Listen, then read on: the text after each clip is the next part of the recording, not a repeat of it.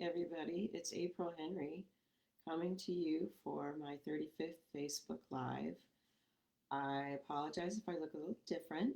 Um, I made the mistake of updating this morning, and you know how it says you have X number of minutes remaining? Probably 45 minutes. It said I have 10 minutes remaining, and it is not working. So I am coming to you via my laptop, which explains um, why, huh, looks like it actually just started. Okay, this is April Henry coming to you for my 35th Facebook Live. Sorry if I look a little bit different. Um, my computer, I had to update it and it said it would take a certain amount of time. It's actually taking much more time. So I'm coming to you via my laptop. Today, or you can watch any of my videos on my YouTube channel, April Henry, or my website, which is aprilhenry.com. And today I'm going to be talking about anything you want me to talk about. I thought I would briefly talk about curly hair, eBay, and using music lyrics in your book. So that is a totally random assortment. Um, in terms of curly hair, I grew up where even people who had super curly hair were expected to brush it. So I had Bride of Frankenstein hair a lot of the time. Now I realize that you should not brush your hair. You probably shouldn't even comb it unless it is wet, and you shouldn't touch it. And I grew up back in the day where it was considered very strange to leave anything in your hair. Like I remember a hairdresser telling me to leave conditioner in my hair, not wash it out, and I thought that sounded disgusting. Like I was just going to be dirty. About the only thing that people put in their hair back then was Dippity Doo, which is this crazy green gel-like stuff, um, which now is a lot like stuff I put in my hair now. Um, uh, I really recommend using products for curly hair and learning how to take care of curly hair because it has made such a difference to my life and made me much happier with my hair and stop that whole Bride of Frankenstein look. I also thought I would mention how I work on eBay. Um, I buy almost all of my clothes on eBay. There's tons of people out there who buy stuff and never wear it, so you can buy things new with tags. But I'm also super cheap. Going to thrift stores, getting hand-me-downs. I do not mind wearing people's old clothes as long as I wash them.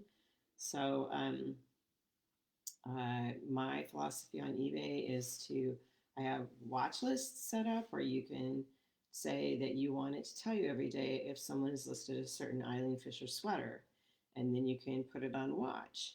And if someone is selling things at an auction, which doesn't happen as much as it used to, my philosophy was always to bid in the last 2 minutes, bid as much as I possibly felt comfortable paying, and bid an odd amount. Because a lot of people will think to themselves, I'll bid up to $20, and they'll just bid $20, and if you bid $20.07, you would get it. So nowadays, if you put something on watch, a lot of times, even if it's a fixed price, people will come back to you within a day and say, "Hey, would you be interested in buying it at a reduced amount?" And sometimes I'll suggest an even more reduced amount, and people will accept that. So I get stuff for probably 10%, 5% of what it cost in the beginning, and I don't care it's been worn by somebody a few times. Um, Let me see. Since I'm doing this on my laptop, I have to kind of toggle back and forth. I also saw a question yesterday on Facebook from someone was asking a person who does some kind of editing work. Well, they were asking about lyrics and they're asking about using real people in their books. And let me tell you, both of those things are very, very tricky. You cannot use song lyrics unless you have permission. You can use the title of a song because the title is not copyrighted. The lyrics themselves are copyrighted, and because a lyric is short and it's not made up of that many words, um, you cannot, there's not much of fair use. You can't, some people will say if you use 9 words or less, you're okay. But other people will say no, even even that's too many words. So you need to get permission if you're going to quote song lyrics in your book, and you are the person who is responsible for getting that permission. The problem is most lawyers who deal with those things do not really know how to do it. They don't are not interested in doing it, and it'll take a long time, and they're going to charge you a lot of money. So my advice is do not quote music lyrics in your book.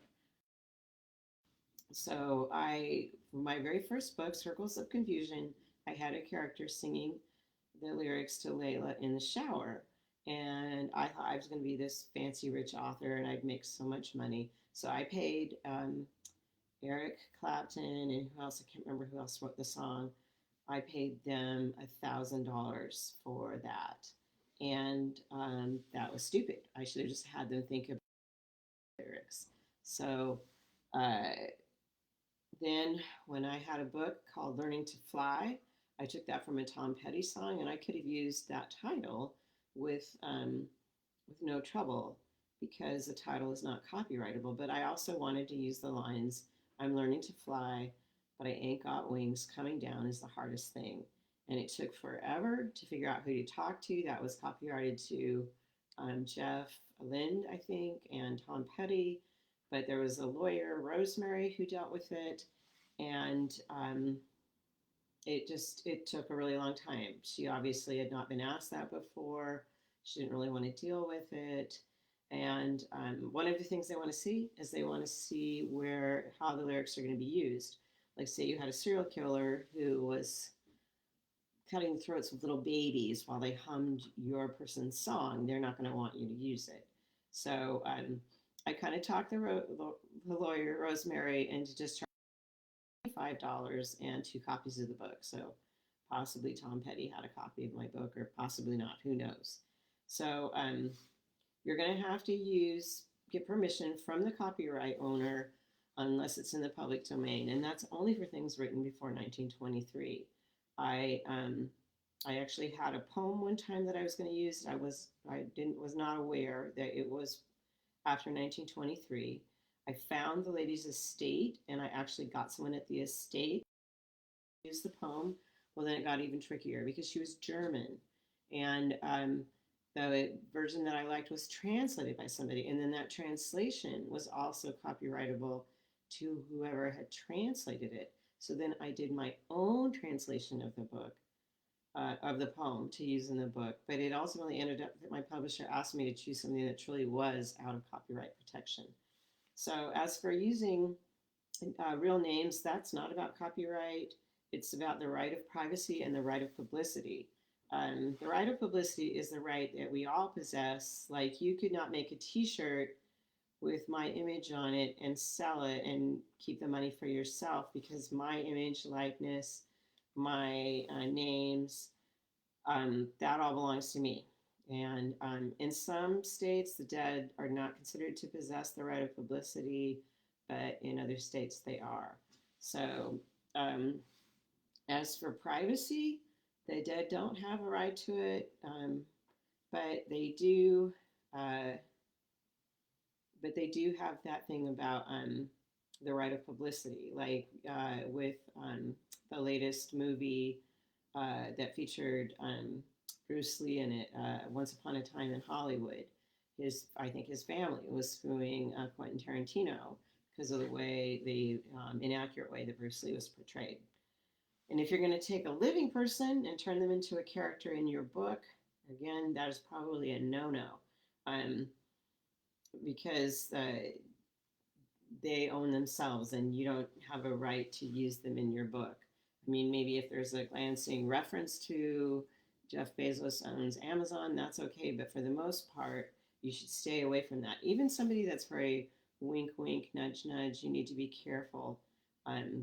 That is not defaming or libeling the person. So public figures do have a higher standard of injury, as they have to show that the statements were made with malice, but you have to be careful. So those are some of my thoughts on hair, eBay, and uh, using song lyrics and using.